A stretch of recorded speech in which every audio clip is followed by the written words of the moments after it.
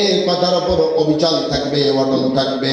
আল্লাহ পাক বলেন তাতানাজ্জালু আলাইহিমুল মালাইকা, আল্লাহ এই কথা বলার পরে অটল কোনো ব্যক্তি যদি থাকার কারণে কোনো মুসিবত এসে যায়, গ্রেফতারি এসে যায়, মৃত্যু এসে যায়, ওই ব্যক্তি যদি দ্বীনের জন্য, আল্লাহ পাকের দ্বীন প্রতিষ্ঠার জন্য যদি আল্লাহ পাককে অস্বীকার করার কারণে যদি মৃত্যু এসে যায়, আল্লাহ পাক বলবেন তার মৃত্যুর পরে পরে সঙ্গে সঙ্গে তাতানাজ্জালু আলাইহিমুল মালাইকা, আল্লাহ পাক তার রহমতের ফেরেশতাগুলি তার উপর নাজিল করে দিবেন। বলেন সুবহানাল্লাহ।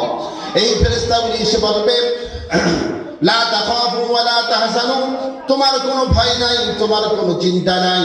ওয়া আবশিরু বিল জান্নাহ, তোমার জন্য আমরা জান্নাতের সুসংবাদ নিয়ে এসেছি।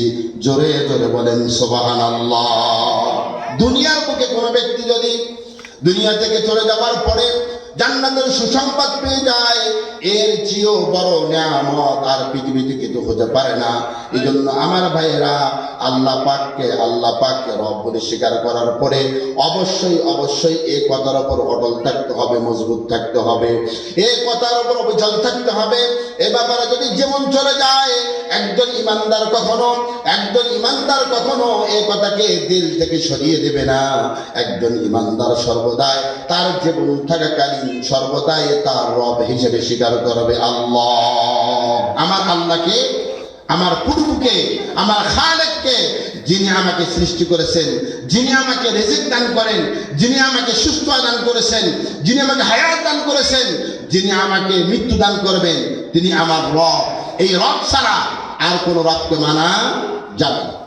ভাইজান আমার, শুধুমাত্র কেবলমাত্র আমি নিজে আমার রবকে চিনলাম, শুধুমাত্র কেবলমাত্র আমি আমার রবকে চিনলাম, শুধুমাত্র কেবলমাত্র আমি আমার রবের হুকুম মানলাম না, না, বরঞ্চ আমি মানার পাশাপাশি আমার সন্তান, আমার ভাই, আমার স্ত্রী সকলকে কি করতে হবে? দিন মানতে হবে।